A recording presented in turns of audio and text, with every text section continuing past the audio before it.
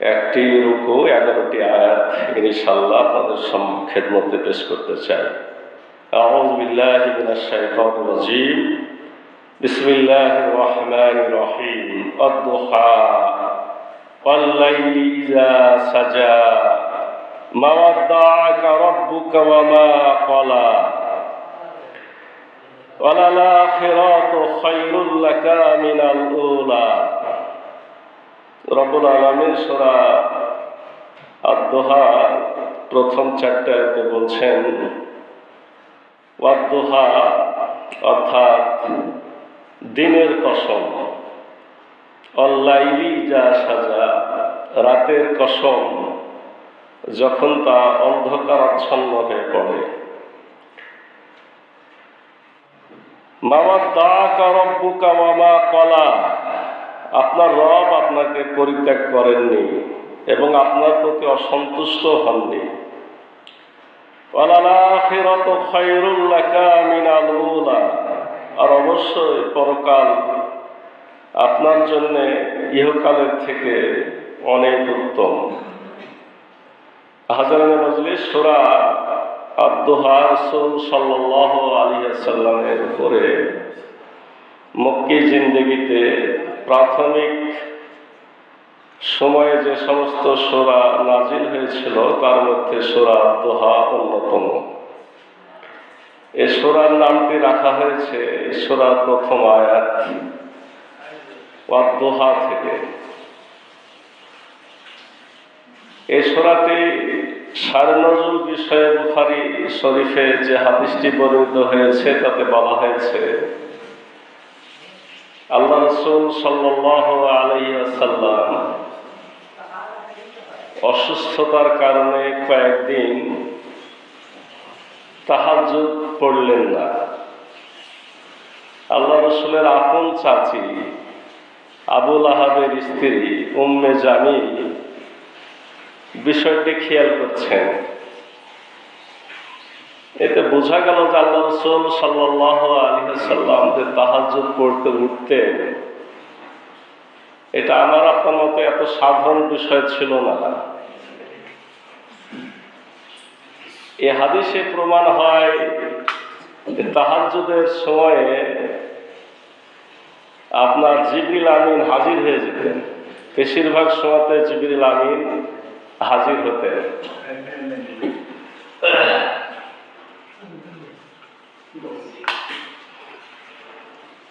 আল্লাহ রাসূল হযরত মুহাম্মদ সাল্লাল্লাহু আলাইহি সাল্লাম যখন তাহাজ্জুদ পড়ছেন না 2 বা 3 দিন, এই বিষয়টি তার চাচী উম্মে জামিল বুঝতে পারছে। আমাদের দেশে অনেক কিতাবে অনেক ভুলভ্রান্তি কিছু বর্ণনা পাওয়া যায়, তবে এই বর্ণনাটা সত্য যে উম্মে জামিল সেই কুটনি বুড়ি আল্লাহ রাসূলকে খুব কষ্ট দিয়েছে। আল্লাহ রাসূল সাল্লাল্লাহু আলাইহি সাল্লাম রাস্তায় বের হবেন ফজরের সময়, রাস্তার মধ্যে কাঁটা কিন্তু উম্মে জামিলই বিছাইত।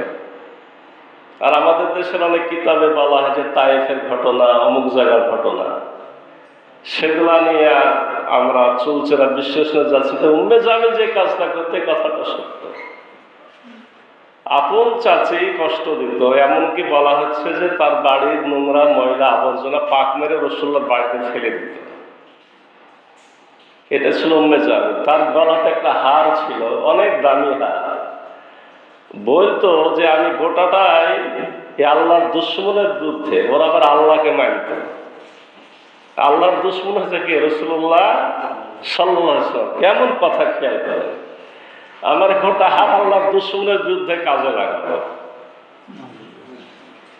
এই উম্মে জামিল স্বয়ং আল্লাহ রাসূলকে এসে বলছেন, এই মুহাম্মদ, তোর শয়তানটা দেখছি কয়েকদিন ধরে তোর কাছে আসছে না। নাউজুবিল্লাহ, তোর শয়তানটা খেয়াল করছি কদিন থেকে তোর কাছে আসছে না। রাসূলুল্লাহ তাহাজ্জুদে ওঠেন না, জিবরিল আমিনও আসেন না, রাসূলুল্লাহকে কষ্ট দেন না। ভাষাটা ছিল তোর শয়তান, জিবরিল আমিনকে সে শয়তান বলছে। নাউজুবিল্লাহ, তো শয়তানটা কয়েকদিন ধরে তোর কাছে আসছে। আল্লাহ রসুল সাল্লাল্লাহু আলাইহি ওয়াসাল্লাম খুব মন ভাঙ্গা হয়ে গেছিলেন যে আসলে তো তাই, জিবরিল আমিন কেন আসছেন না। এটা হলো বুখারী শরীফের বর্ণনা। বলা হচ্ছে যে তারপরে সূরাটি নাজিল হয়, আল্লাহ রসুলকে আশ্বস্ত করা হয়। তবে আল্লাহ রসুল সাল্লাল্লাহু আলাইহি ওয়াসাল্লামের উপরে ওহী নাজিল হওয়া বন্ধ কয়েকবার হয়েছে। এটা যেমন পাওয়া গেল অসুস্থতার কারণে বন্ধ হয়েছিল, আবার পাওয়া যায় যে একবার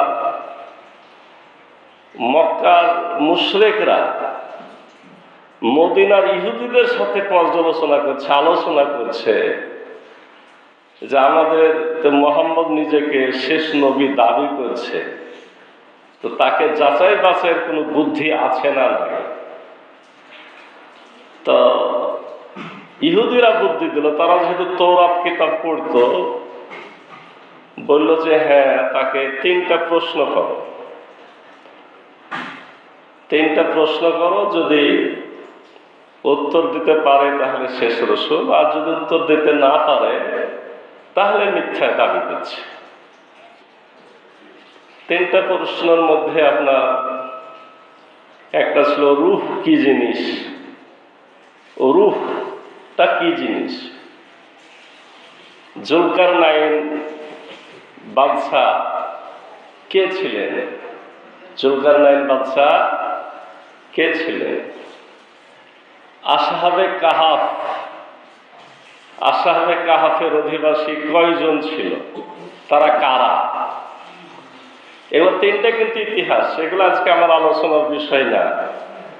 এই বিষয়গুলো কোরআনে আবার আছে। রূহ কি জিনিস সেটা আপনারা কোরআন পড়লে পেয়ে যাবেন।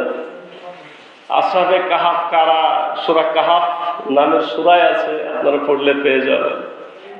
জুলকারনাইন বাদশার কথাও কোরআনে আছে।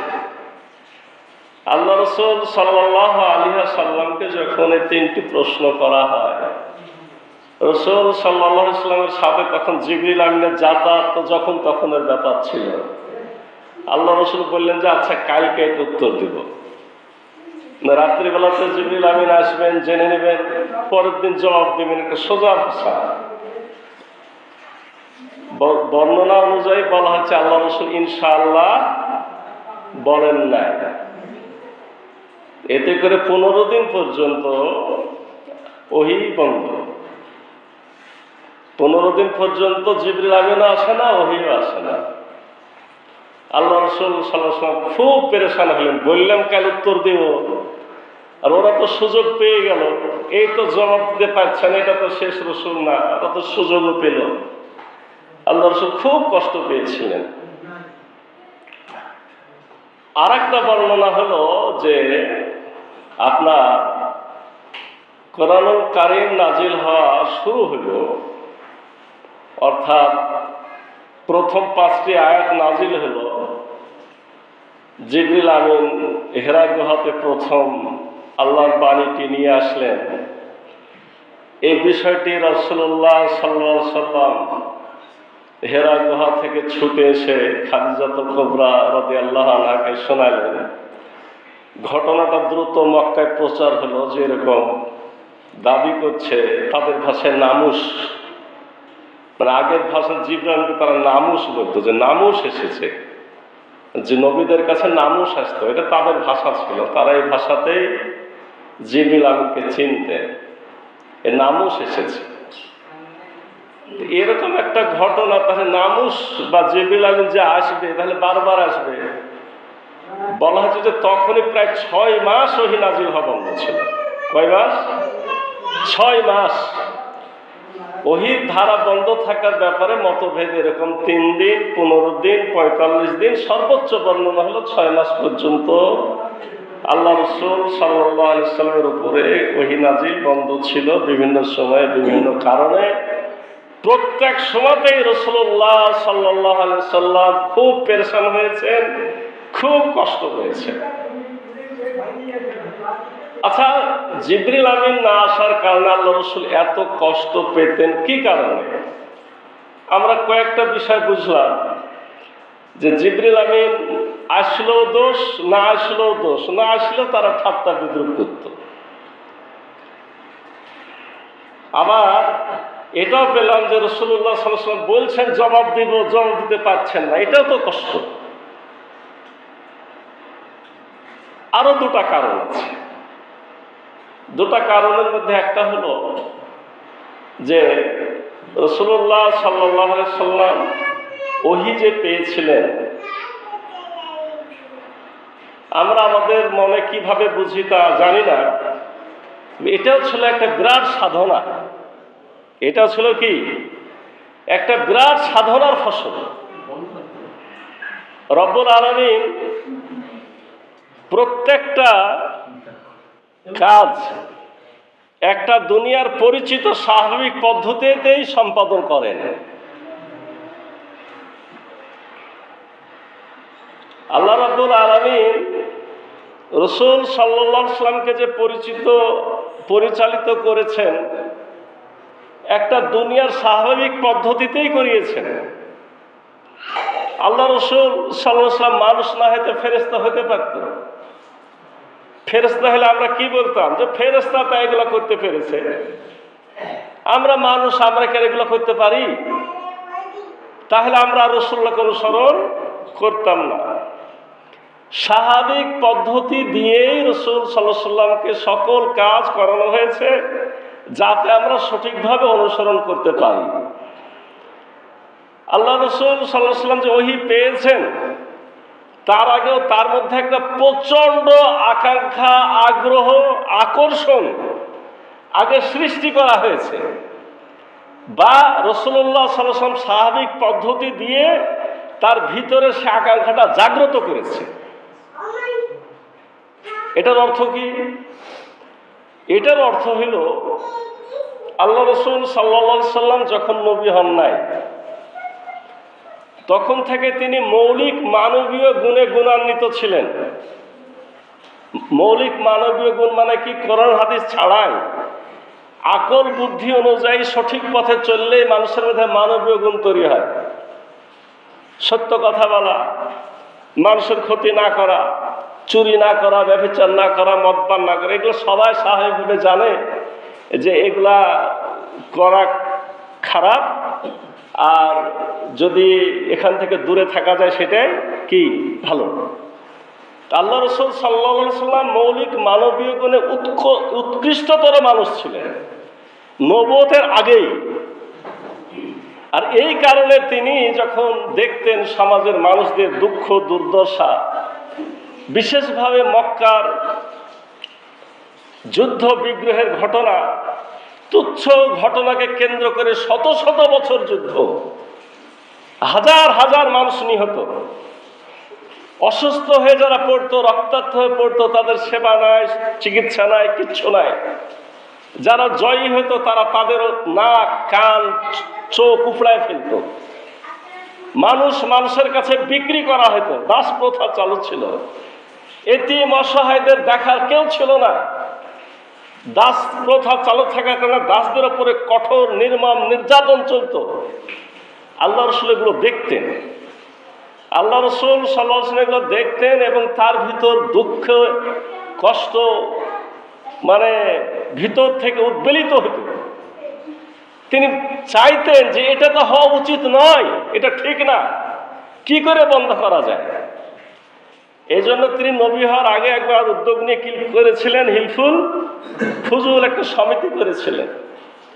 ওই সমিতির মাধ্যমে তার টার্গেটটাই ছিল এই অসহায়, দুর্দশাগ্রস্ত বিদেশি মুসাফির যাদের মালামাল লুট করে নেওয়া হয়, যারা এতিম, যারা বিধবা হয়ে যায় যুদ্ধের পরে, এদেরকে কিছু যাতে সহায়তা করা যায়। আল্লাহ রাসূল সাল্লাল্লাহু আলাইহি ওয়াসাল্লাম মক্কার সমস্ত নেতাদের দ্বারে দ্বারে ঘুরেছেন, একটা সুন্দর ব্যবস্থাপনা সৃষ্টির চেষ্টা করেছেন। কিন্তু সেটা কি সফল হয়েছে? সেটা তো সফল হয়নি, কারণ সেটা ওহী দ্বারা নিয়ন্ত্রিত ছিল না। উদ্যোগটা ভালো ছিল, উদ্যোগটা বাহবা পাওয়ারই ছিল। আসলে উদাহরণ অনেক সময় দিতে হয় না। আবার উদাহরণ না দিলে বোঝা যায় না। যে মনে করেন যে বাংলাদেশে এই একটা বিপ্লব অল্পদিন আগে ঘটেছে, এটা কিন্তু স্বীকার করতেই হবে। তারা যে বাণীগুলো শুনিয়েছে আন্দোলনের সময় অবশ্যই 100% সত্য বাণী, কিন্তু তারাও যদি ওহী দ্বারা নিয়ন্ত্রিত না হবে যতদিন, ততদিন কি সেই আসল সফলতা আমরা পাবো না। এটা একটা সহজ বিষয়। রাসূলুল্লাহ সাল্লাল্লাহু আলাইহি সাল্লাম যখন হিলফুল ফুজুলের পরেও দেখলেন মানুষের দ্বারে দ্বারে ঘুরে যে এই বিধানগুলো ভঙ্গ করা সম্ভব নয়, কারণ এই বিধানগুলো তৈরি করে রেখেছে সমাজের নেতারা। মানুষের দুঃখ দুর্দশার মূল কারণ এই সমাজের নেতৃত্ব শ্রেণী, পুঁজিপতি শ্রেণী, শোষক শ্রেণী। এই আইন তাদেরই তৈরি। এই আইন ভাঙতে হলে তাদেরকে সরাইতে হবে, আর তাদেরকে সরিয়ে একটা সুন্দর আইন তো দিতে হবে। তাহলে আমার কাছে দুটো জিনিস দরকার। একটা হলো এরকম সোনার মানুষ দরকার যারা নেতৃত্ব দিবে, আর একটা হলো এমন আইন দরকার যে এই সমস্ত তৈরি করা আইনের বিপরীতে এমন আইন যেটা শুধুই মানুষের কল্যাণ করে, সকল শ্রেণীর মানুষের কি করে, কল্যাণ করে। আল্লাহ রাসূল সাল্লাল্লাহু আলাইহি সাল্লাম একটা সময়তে আলোচনাগুলো সবই আসবে সুরার মধ্যে, দুঃখ দুর্দশায় পতিত হয়েছেন। তারপরে রব্বুল আলামিন তার দিকে চেয়েছেন। খাদিজাতুল কুবরা রাদিয়াল্লাহু আনহার সাথে বিয়ে শাদী হয়েছে। খাদিজাতুল কুবরা রাদিয়াল্লাহু আনহা তাকে সমস্ত সহায় সম্পদ তার হাতে তুলে দিয়েছেন যে এগুলার এখন মালিকানা আপনার। আপনি যেমন ভাবে ইচ্ছা ব্যবসা করেন, সাহায্য করেন, আপনার যেরকম ইচ্ছা সেরকম ভাবে খরচ করেন। এই সম্পদ যখন পেয়েছেন তখন তিনি কিছুটা নিশ্চিন্ত হওয়ার পরে তিনি কিন্তু এই হেরা গুহাতে বসে বসে চিন্তা ভাবনা করতেন। এই চিন্তা ভাবনার মূল উৎস একটাই ছিল, আল্লাহ রাসূলের ভিতরে কাজ করত যে অবশ্যই এই মহাবিশ্বের একজন সৃষ্টিকর্তা আছেন। সে সৃষ্টিকর্তা সকল কিছু নিয়ন্ত্রণ করেন। তিনি ইচ্ছা করলে আমাকে এই সঠিক আলোর পথ দেখাতে পারবেন, যার দ্বারা আমি মানুষের এই সমস্ত তৈরি করা আইনকে উচ্ছেদ করে সত্যিকারের প্রকৃত কল্যাণ করা আইন প্রতিষ্ঠিত করতে পারবো এবং সোনার মানুষও তৈরি করতে পারবো।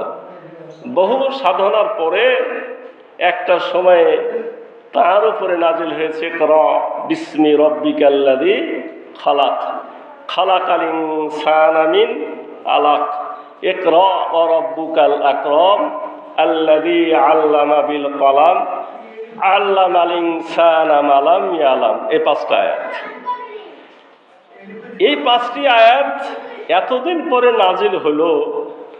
আল্লাহ রাসূল তো তখন দেখছেন যে হ্যাঁ, আমাকে বাকি ঘটনা আজকে বলার জন্য না, এত বিশাল একটা বিষয় চালু হয়েছে, মানে এখন চলতে থাকবে, এখন বন্ধ, মাঝে মাঝে বন্ধ, মানে এতদিনের, মানে মনে করেন যে চৈত্র মাসের কাঠ ফাটা রৌদ্রে মাটি যখন ফেটে চৌচির হয়, তারপর একটা স্নিগ্ধ বাতাসের পরশের পরে একটু বৃষ্টি হয়, আমরা ভিতরের থেকে শীতলতা অনুভব করি। কিন্তু যখন দেখি যে না, ফাটল এখনো পোড়া হয়নি, পানি তো আমার আরো দরকার। আল্লাহ রাসূলের ভিতরে এরকম ফল্গু ধারা প্রবাহিত হতো। তিনি আকাঙ্ক্ষিত ছিলেন যে না, এটা পরিপূর্ণ একটা কিছু এখন আমার কাছে এসে শেষ হবে। কিন্তু মাঝে মধ্যে থেমে যাওয়াটা কি ছিল রাসূলের জন্য বিরাট পেরেশানির ব্যাপার। এটা আমি কয় নম্বর কারণ বললাম? 3 নম্বর। আরো একটা কারণ হলো যে আসলে এই যে আয়াত নাজিল হচ্ছে, আয়াতগুলোর গুড়ো তাৎপর্য, গুড়ো রহস্য বুঝার জন্য আল্লাহ রাব্বুল আলামিন নিজে কিছুদিন কি করতেন, বিরতি দিতেন। এটা একটা কারণ ছিল, কিছু থামতেন। বিশেষভাবে ওহী, এটা খুব সোজা বিষয় ছিল না। আল্লাহ রাসূল সাল্লাল্লাহু আলাইহি সাল্লামের উপরে ওহী নাজিল হতো, এটা একটা কঠোর অবস্থা বিরাজ করত। যারা নিজ চোখে দেখেছে, আপনারা বিভিন্ন হাদিস গ্রন্থে, সিরাত গ্রন্থগুলোতে পাবেন, আল্লাহ রাসূলের উপর যখন ওহী নাজিল হওয়া শুরু হতো, সামনাসামনি সাহাবে কেরাম যেগুলো দেখেছেন, শীতের দিনে, প্রচণ্ড শীতের দিনে আল্লাহ রাসূলের গোটা শরীর ঘর্মাক্ত হয়ে যেত, নাক মোটা হয়ে যেত, নিঃশ্বাস প্রশ্বাস শ্বাস প্রশ্বাস বৃদ্ধি পেয়ে যেত। আল্লাহ রাসূল সাল্লাল্লাহু আলাইহি ওয়াসাল্লাম যদি উটের উপরে থাকতেন, উটের পিঠ বসে মনে হতো পেটটা মাটিতে ঠেকে যাবে, এমন অবস্থা বিরাজ করত। তো আল্লাহ রাসূল যত আকাঙ্ক্ষী হন না কেন, যিনি তাকে নিয়ন্ত্রণ করছেন তিনি তো দয়াময়, তিনি জানেন কখন তাকে কতটুকু দিতে হবে। তাহলে এখানে দুটো বিষয় পেলাম, একটা হলো তার শারীরিক অবস্থা খেয়াল করে তাকে অভ্যস্ত করানোর জন্য মাঝে মধ্যে দেরি করা হয়েছে। আর একটা বিষয় হলো যে এমন কিছু আয়াত, যেমন এই যে 5টা আয়াত আপনারা যদি সূরা আলাকের আজকেই বাড়িতে যে তাফসীর সহ পড়েন, দেখবেন যে এর মধ্যে অনেক অনেক অনেক মৌলিক গুরুত্বপূর্ণ কথা নিহিত আছে। রাসূলুল্লাহ যেহেতু মানুষ ছিলেন, তাকে রব্বুল আলামিন সময় দিতেন যে তুমি এটাকে আত্মস্থ করে নাও, তুমি এটাকে বুঝে শেষ করে নাও, তারপর আমি সময় নিয়ে আবার কি করব, আবার আয়াত নাজিল করব। কিন্তু রাসূলুল্লাহ সাল্লাল্লাহু আলাইহি ওয়াসাল্লাম শুধুই পেরেশান হতেন। এই পেরেশানি দূর করার মানে বাসনা নিয়েই রব্বুল আলামিন দুটা কসম খেলেন, 1 নম্বর আয়াত এবং 2 নম্বর আয়াতে, অদ্দুহা ওয়াল-লাইলি ইজা সাজা। দিনের কসম, যদিও দোহা শব্দের অর্থ আপনার দিনের পূর্বাহ্ন, এখনকার সময় বেলা 9টা বা 10টাকে বোঝানো হয়, কিন্তু অনেকগুলো তাফসীর পড়ার পরে সিদ্ধান্ত আমি এসে পৌঁছেছি যে এখানে এই দোহা বলতে দিন, টোটাল দিনটাকে বোঝানো হয়েছে, আর রাত বলতে গভীর রাতকে বোঝানো হয়েছে। তার মানে হলো যে রাতের পরে দিন আসে, দিনের পরেই রাত আসে। হে রাসূল সাল্লাল্লাহু আলাইহি ওয়াসাল্লাম, আপনি এত পেরেশান হচ্ছেন কেন, এত কষ্ট পাচ্ছেন কেন? আপনি ভাবছেন যে আমি আপনাকে ছেড়ে দিয়েছি, না, ছেড়ে দিইনি। রাত যত গভীর হয়, সকাল হওয়ার সম্ভাবনা তত প্রবল হয়। আপনি এত পেরেশান হচ্ছেন, এত চিন্তিত হচ্ছেন, এত চিন্তার কোনো কারণ নাই। আমি দিনের সৃষ্টি করেছি, আমি রাতের সৃষ্টি করেছি। দিন সৃষ্টি করেছি কাজের জন্য, রাত সৃষ্টি করেছি বিশ্রামের জন্য। আমি জানি আপনার বিশ্রাম দরকার, এই জন্য আমি বিরতি দিই। আর ওহী নাজিল হওয়াটা হলো দিনের সাথে সমতুল্য, ওটা একটা কষ্টের বিষয়, আপনার কষ্ট হয়, এটা আমি জানি। তো দিন যেমন কাজের জন্য, ওহী নাজিল হওয়া কাজের জন্য, কিন্তু বিরতি হলো বিশ্রামের জন্য। বিরতি পেলে একটা দিন যদি সার্বক্ষণিক সবসময় সূর্যটা উঠে থাকতো, বর্তমান যারা বিজ্ঞান চর্চা করে তারাও জানে যে আমরা সব ধ্বংস হয়ে যেতাম। দিনের পর রাত আসাটা খুবই জরুরি ছিল। আর আল্লাহ রাব্বুল আলামিন নিজেই ঘোষণা দিয়েছেন কোরআন স্পষ্টভাবে যে আমি রাতকে বিশ্রামের জন্য, ঘুমানোর জন্যই তৈরি করেছি। হে রাসূল, আমি যেমন রাত দিন সৃষ্টি করেছি, কাজ দিনের জন্য, দিনে কাজ হবে, রাতে বিশ্রাম হবে, ঠিক ওহিও তো আমি দিব, আমি সেই মালিক। এটা মনে করো কাজের মতো, আর বিরতিটা হলো তোমার জন্য কিসের মতো, বিশ্রামের মতো। তোমার এখানে পেরেশান হওয়ার কিছুই নাই। রব্বুল আলামিনের পরে রাসূল সাল্লাল্লাহু আলাইহি সাল্লাম যে বিভিন্ন ধরনের পেরেশান হয়ে গেছিলেন, সে বিষয়টি বোঝানোর জন্য বলছেন, মা ওয়াদ্দাকা রাব্বুকা ওয়া মা ক্বালা। হে রাসূল, আপনার রব আপনাকে পরিত্যাগ করেননি এবং তিনি অসন্তুষ্ট হননি। আপনার রব আপনাকে ছেড়ে দেন নাই, আপনার উপর অসন্তুষ্ট হন নাই। আপনি অযথা এত ভাবনা ভাবছেন, এগুলো ভাবনা ভাবার কোনো দরকার নাই। মানে প্রথমে দিন রাতের কসম খেয়ে ইঙ্গিতে বুঝাই দিলেন, পরের এতে 2 নম্বর এতে রব্বুল আলামিন স্পষ্টই করে দিলেন যে তোমার কোনো চিন্তার কারণ নাই। এরপর আল্লাহ বলছেন, ওয়ালাল আখিরাতু খায়রুল লাকা মিনাল উলা। আর অবশ্যই পরকাল আপনার জন্য ইহকালের চাইতে উত্তম। এটা হলো আপনার সাধারণ অর্থ, যে দুনিয়ার থেকে আখিরাত আপনার জন্য উত্তম। এটা তো সবাই জানে, এটা সাধারণ মুসলমান সবাই জানে যে মুমিন মুসলমানের জন্য যদি যারা সফল বান্দা তাদের জন্য আখিরাত উত্তম হয়, তো রাসূলের জন্য তো অবশ্যই। তবে এখানে শুধু আপনার আখিরাতকে মিন করা হয় না। উলা মানে হলো মানে পূর্বের সময়, পূর্বের সময়ের সাথে আখেরা যখন ব্যবহার হয় তখন হবে পরবর্তী সময়, মানে তোমার আগের সময় থেকে পরের সময়টা কি হবে? উত্তম হবে, অবশ্যই উত্তম। এর অর্থ হলো, এক নম্বর হলো দুনিয়া আখেরা যদি নিহিত হয়ে গেল, এক নম্বর ব্যাখ্যা যেটা আমরা বুঝে নিলাম যে দুনিয়াতে রাসূলুল্লাহ কষ্ট পাবেন, ঠিক আছে, না আখেরাতে সর্বশ্রেষ্ঠ মর্যাদা তিনিই পাবেন। লেওয়া হামদ, হামদের পতাকা তিনিই বহন করবেন। সর্বপ্রথম জান্নাত তার জন্যই খোলা হবে, সর্বপ্রথম সুপারিশকারী হিসাবে তাকেই রব্বুল আলামিনের সামনে দাঁড় করানো হবে, তার হাতেই হাউজে কাউসারের পানির দায়িত্ব দেওয়া থাকবে। সেই হিসাবে তার জন্য আখিরাত তো সর্বশ্রেষ্ঠ মর্যাদাকর স্থান। তবে রসুলকে বলে দেওয়া হচ্ছে এমন একটা সময়, এই সময়তে যখন আপনার কষ্ট আর কষ্ট, মানুষেরা আপনাকে তুচ্ছ তাচ্ছিল্য করছে, মক্কায় ইসলাম যারা গ্রহণ করছে তারাকেও ঠাট্টা বিদ্রুপ করছে, কষ্ট দিচ্ছে, অত্যাচার করছে, নির্যাতন করছে। হে রাসূল সাল্লাল্লাহু আলাইহি ওয়াসাল্লাম, আপনি জেনে রাখেন যে আপনার প্রত্যেকটা সময় বর্তমান থেকে পরের সময়টা কি হয়ে যাবে? উত্তম হয়ে যাবে। অর্থাৎ মক্কা থেকে ভবিষ্যতে মদিনার সময় একটা দেব, মক্কা থেকে মদিনাটা কি হয়ে যাবে? উত্তম হয়ে যাবে। আপনার উম্মে জামিল আক্রমণ করছে, প্রথম দিন যখন উম্মে জামিল হচ্ছে আবু লাহাবের স্ত্রী, রাসূলুল্লাহ চাচা আবু লাহাবের, উম্মে জামিল আজ আক্রমণ করছে। আবু লাহাব প্রথম পাথর ছুঁড়ে মেরেছিল, রাসূলুল্লাহ যখন দাওয়াত দেয় প্রথম পাথর মানে নিক্ষেপ করেছিল সে হচ্ছে কিন্তু আবু লাহাব। আল্লাহ রাব্বুল আলামিন তাকে বলছেন যে লাহাবের আক্রমণ এখন হচ্ছে, আমি কিছুদিন পরে উমরকে দিয়ে দিব। মানে একটা কথার মধ্যে বহু কিছু লুকিয়ে দিয়েছে রব্বুল আলামিন। তায়েফের লোকেরা আপনাকে অস্বীকার করেছে, ভালো কথা। আপনি ভাবছেন যে তায়েফে কেউ ইসলাম গ্রহণ করলো না, কিন্তু আপনারা জানেন কি না যে একটা ছেলেও ইসলাম গ্রহণ করেন। 90 কিলোমিটার দূরে রাস্তা বা 80 মাইল দূরের পথ, এত কষ্ট করে যে শুধু পাথর খেয়েছে।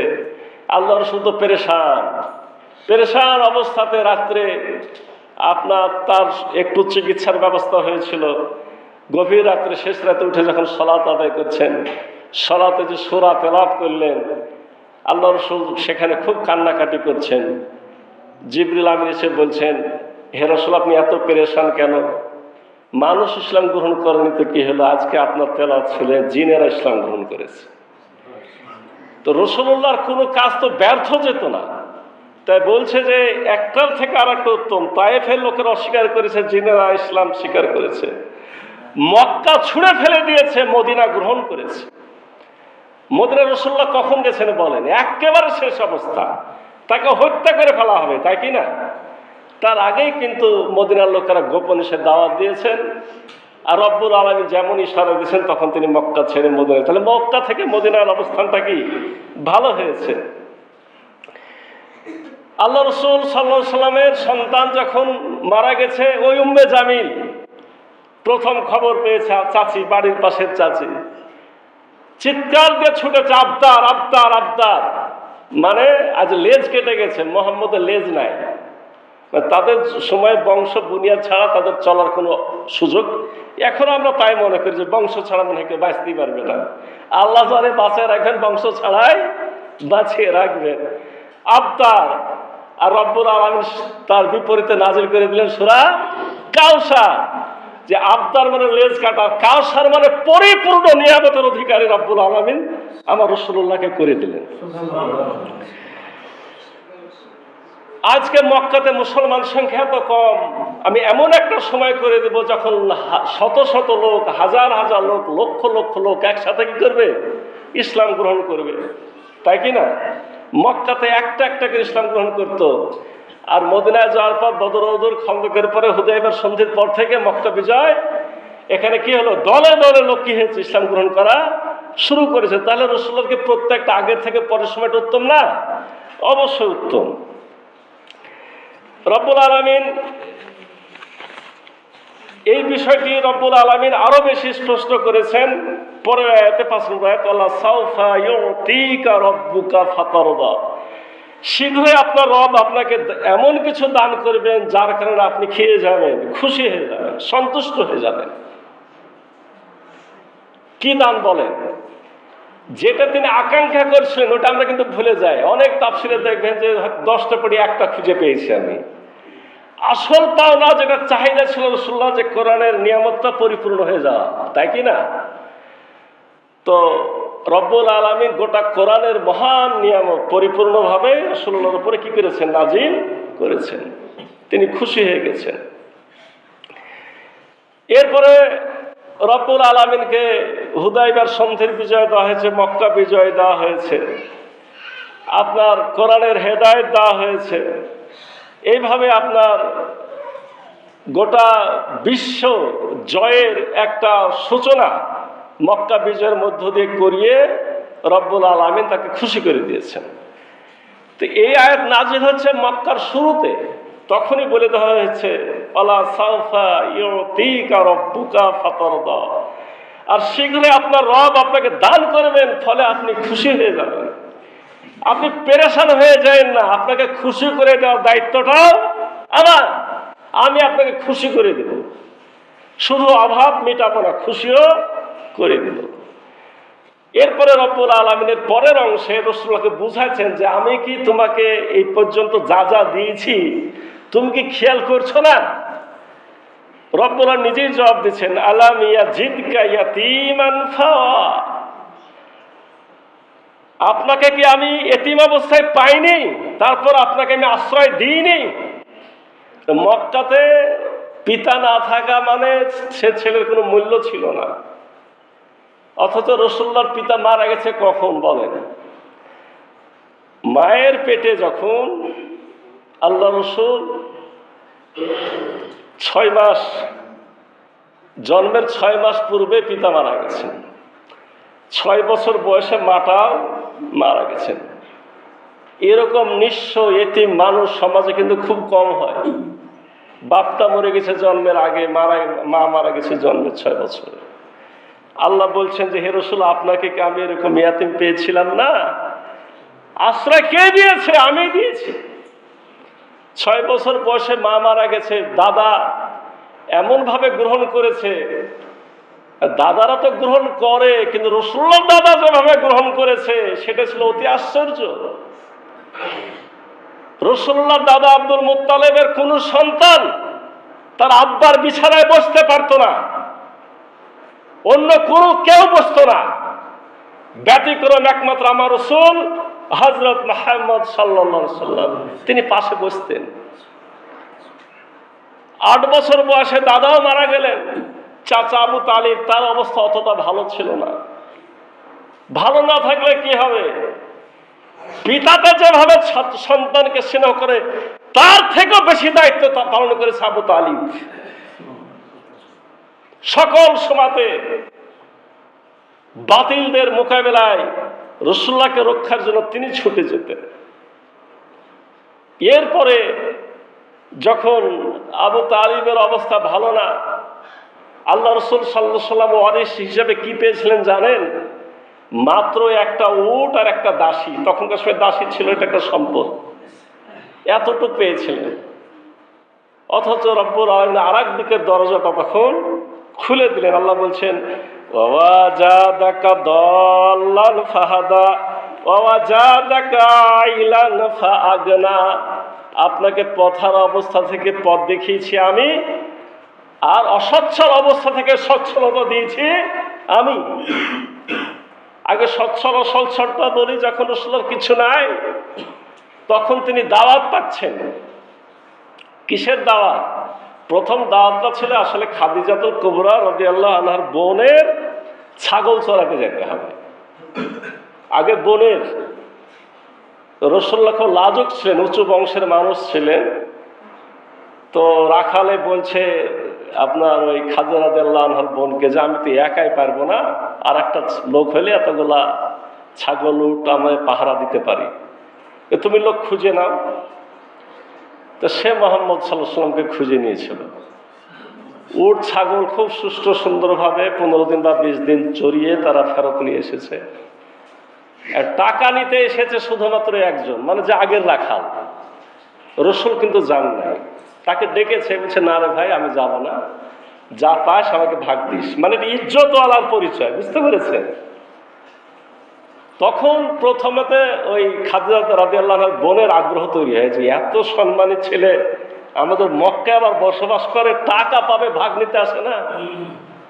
এই খোঁজে খোঁজে খোঁজে এই গল্পই কিন্তু করা হয়েছিল খাদিজা রাদিয়াল্লাহু আনহার সামনে, তার বোন প্রথমে করে।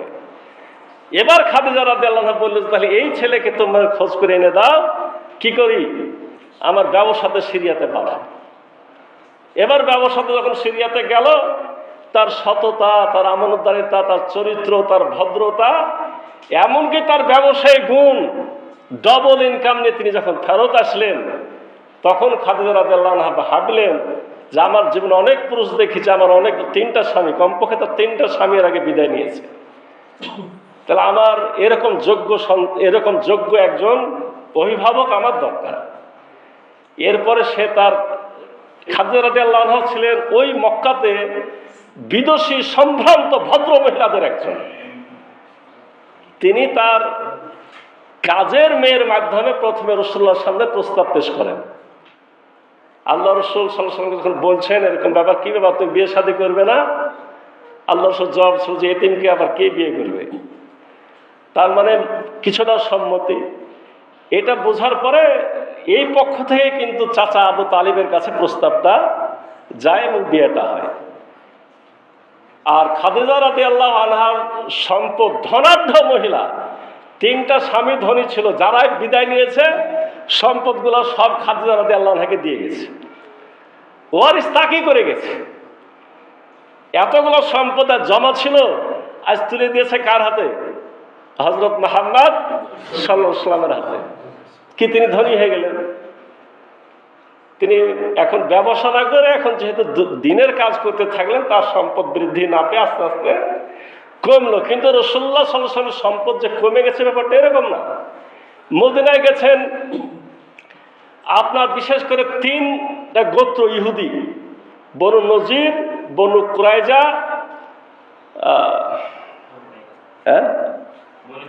বনু কাইনুকা, বনু নজির, বনু কুরাইজা, এই 3 গোত্রকে 3 বারে উচ্ছেদ করা হয়েছে। তাদের সম্পদ কমপক্ষে 5 ভাগের 1 ভাগ আল্লাহর বিধান অনুযায়ী রাসূলুল্লাহর হাতে জমা হয়েছে। আর খয়বারে যেগুলো যুদ্ধ হয়নি, ফাই হিসেবে সব জমা হয়েছে। আসলে তো রাসূলুল্লাহ ইচ্ছা করলে সবসময়তে ধনীর মতোই আচরণ করে চলতেন, তিনি করেননি, তিনি দান করে দিয়েছেন। কিন্তু রব্বুল আলামিন তাকে ধনী কিন্তু বানিয়েছেন। তিনি প্রেসিডেন্টের নাতি ছিলেন, কোনো সমস্যা নাই। আমি গুরুত্বপূর্ণ আয়াতটা আজকে আর আলোচনা করতে পারলাম না, সেটা হলো ওয়া জাদাকা দাল্লান ফাহাদা। এটা আপনারা চিন্তা করতে থাকেন, বাকি আয়াত 6টি ইনশাআল্লাহ আগামী দিন শেষ করা হবে।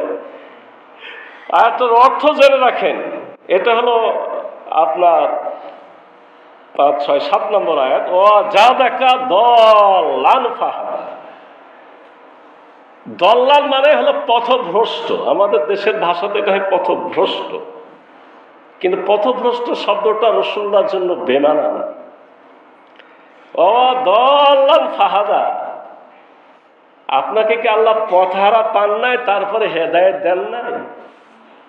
তো যেহেতু আপনারা এর আগে শারে নজুল পড়েছেন, আয়াতটা সংক্ষেপভাবে বুঝে নিচ্ছেন যে হ্যাঁ, রাসূলুল্লাহ তো পথহারা ছিলেন।